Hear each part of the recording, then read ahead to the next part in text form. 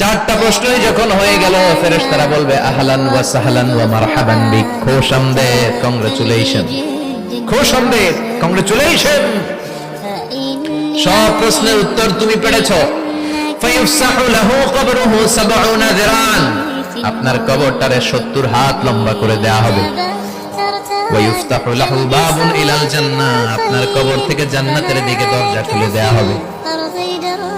ওয়া ইলবাসু মিন লিবাসি আহলিল জান্নাহ, জান্নাতের দুইটা রেশমি কাপড়ের পোশাক এনে আপনারে পরিয়ে দেয়া হবে।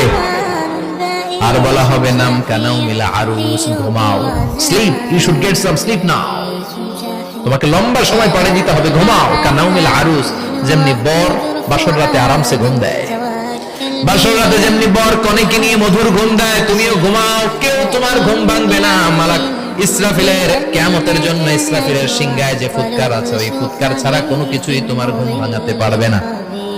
আলহামদুলিল্লাহ পড়েন। আল্লাহ আমরাও যেন চারটা প্রশ্নের উত্তর দিয়ে লম্বা একটা ঘুম দিতে পারি, পড়ে না আমিন।